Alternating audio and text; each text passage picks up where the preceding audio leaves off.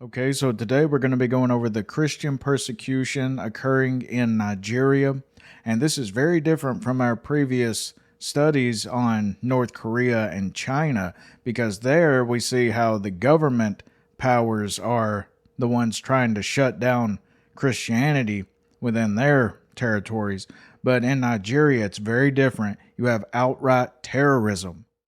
These are the countries of the Open Doors World Watch list. And here are the 10 countries where following Jesus costs the most. Number 7, Nigeria. Nigeria is the country where Christians face the most outright violence. Many Christians have been killed or driven from their homes. Nigeria is Africa's most populous country and one of the continent's leading economic powers. It is divided into 36 states and a federal capital territory, Abuja.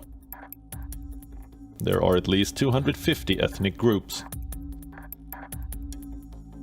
The population is split between the poverty-stricken north, which is mainly Muslim, and the largely Christian south, home to Nigeria's oil industry. Since the early 2000s, the north has been blighted by a violent rebellion waged by the jihadist terror outfit Boko Haram. The insurgency has developed into the world's most brutal conflict. The Boko Haram was founded in Nigeria's Borno state by self-educated preacher Muhammad Yusuf. The name Boko Haram roughly translates to "Western education is sinful." With this motto, the outfit promotes a radical version of Islam. A version which makes it haram, or forbidden for Muslims to engage in any activity associated with the Western way of life. The Boko Haram regards the Nigerian state as being run by non-believers. This is regardless of whether the president is Muslim or not. Its sole aim is to establish an Islamic caliphate run by Sharia laws and oppose the westernization of the Nigerian society. In 2014, the group kidnapped 276 female students from their boarding school in the state of Chibok. The kidnappings sparked international outrage. They resulted in the 2015 defeat of President Goodluck Jonathan. The new president, Muhammad Buhari, rose to power with a promise to end the insurgency. That promise is far from being fulfilled. Within 2 years of Buhari's rule, the Boko Haram carried out another mass-scale kidnapping. In 2018, it abducted more than 110 schoolgirls in the northeast state of Dapchi. The fate of many of the girls remains unknown to this day.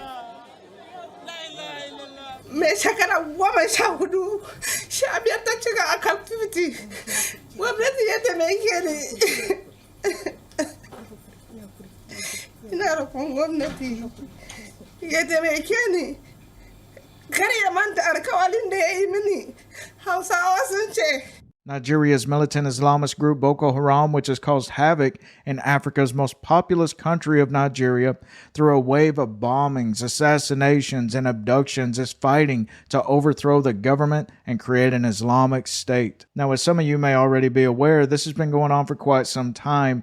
Articles like this one, it's not unfamiliar regarding Christian persecution in Nigeria.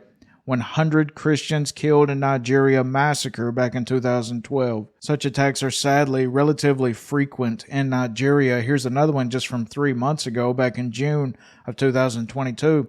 At least 50 killed in massacre at Catholic Church in southwest Nigeria. Now to the big headline from Nigeria, a massacre in a church, a vicious attack that has left more than 50 people dead and raised some serious questions about the safety of Christians in this West African country. First, let's tell you what happened. On the 5th of June, a Catholic church in the town of Owo was about to conclude the Sunday Mass. Hundreds of worshippers were in attendance. They'd all come to celebrate Pentecost. It's a Christian festival celebrated on the 7th Sunday after Easter. The celebrations were disrupted by the sound of gunfire. A group of unknown assailants entered the church. They attacked the congregation with guns. They threw explosives at the worshippers. The attack lasted for at least 20 minutes. It left more than 50 people dead, dozens others injured. And these are the official figures. Survivors of the massacre say the death toll could be as high as 80. And their accounts are distressing, to say the least. They say they'd never seen anything like it. That the attackers did not even spare children. They shot indiscriminately at everyone they saw. Barely 24 hours after the carnage, Nigerian President Muhammadu Buhari held a dinner for his party's lawmakers. In attendance was Nigeria's Vice President, the National Chairman of the ruling party, the party's Secretary, the Senate President, and various other high-profile senators. They all feasted in Abuja as families of the Owo massacre buried the dead. And this has led to outrage on social media. People are contrasting the smiling faces of Nigerian lawmakers with the faces of the bereaved back in Owo. They say this shows the government's seriousness, or the lack of it, in combating terror. In January 2022, 2 churches were set ablaze in northwest Nigeria. The attacks were carried out by local Islamists. And it does not end there. In the last 15 months, a total of 470 churches have been attacked in Nigeria. 470. And over 6,000 Christians have been killed. This is according to a report by the International Society for Civil Liberties. Another report by the Genocide Watch says that Nigeria ranks the worst when it comes to the persecution of Christians. It says that in the last 12 years, more than 45,000 Christian lives have been lost in this country, most of them killed on grounds of their faith. Most of these killings, in fact, were perpetrated by Islamic terrorists, according to these reports. 45,000 Christians killed in the last 12 years. Now, in case you're wondering, this is not terrorism simply to target the government and to overthrow the government. Christians live their lives under the constant threat of attack from Boko Haram, the Islamic State, West Africa province, Fulani militants, and criminals who kidnap and murder with few consequences. The article goes on, while all citizens of northern Nigeria are subject to threats and violence, Christians are often specifically targeted because of their faith. These terrorist groups want to eliminate the Christian presence in Nigeria, and Muslim Fulani militants attack Christian villages specifically. It's Sunday morning in Nigeria, and Christians across the country are heading to church.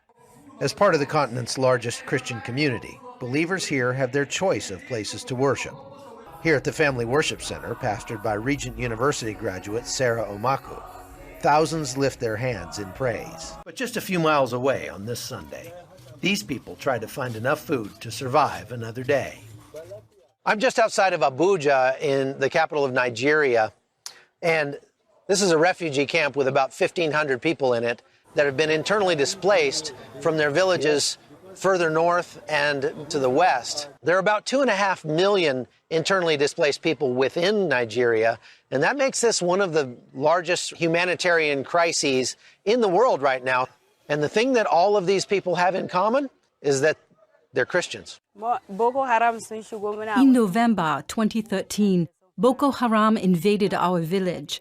They killed my father-in-law and abducted some of the children who lived with us. We were so scared, so we fled into the mountains.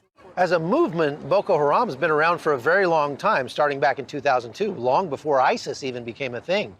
And as time went on, they got more and more extreme to the point where in 2011, they detonated a car bomb at this building behind me. That's the UN embassy here in Abuja. They've continued to kill people across the country of Nigeria, thousands in fact, to the point where in 2015, they were dubbed the most dangerous terror group on the planet. Much of that terror directed at Christians. Enoch Iohana was one of Aisha's neighbors. They started with burning of the churches, killing the pastors, and killing the members, closing them down. On 29 September 2014 was the day that they attacked my village. Around 10, I have a call that they have killed my dad. They asked him to deny Christ, in which he refused. They have cut his right hands.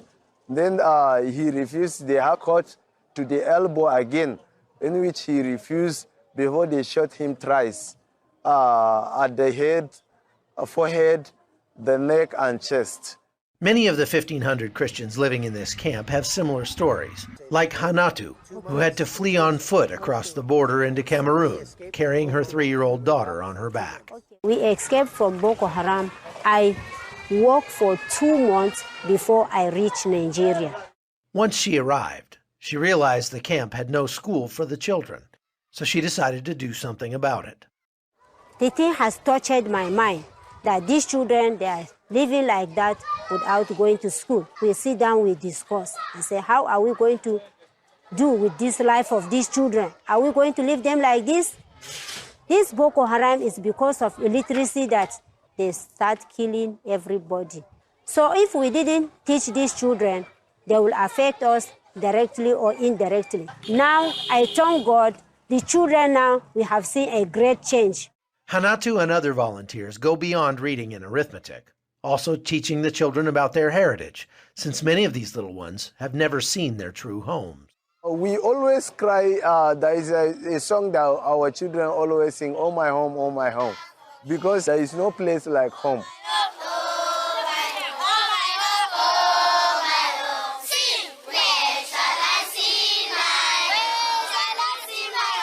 It's been raining all night long, and you know, the polyethylene on the tops of these shacks here gets leaky very quickly. One of the hardest things about living here is the leaky roofs during the rainy season because the water is constantly leaking onto our beds.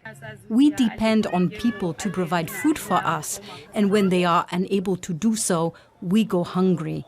The Nigerian military has mounted large offensives against Boko Haram in recent months, and even with heavy losses on both sides, there seems to be no end in sight. Despite the hardships, these displaced Christians are firm believers in the power of prayer. My faith has helped my prayer life, and I believe the prayers of the saints around the world have helped us make it through these tough times. My hope is that God will bring all those displaced back to their homes so we can worship God together and live in peace. Now, for any desiring to help the persecuted in Nigeria, I would strongly recommend donating to Open Doors Ministry. What does Open Doors do? Open Doors partners with the local church in northern Nigeria to strengthen, support, equip, and provide assistance to persecuted believers through trauma counseling, including a trauma center, Bibles and discipleship training, socioeconomic aid, literacy projects, and worldwide prayer support. I'll provide a direct link in the description of this video, or you can go to my own website, eyeslikeafire.com, and you'll find all types, but Open Doors specifically.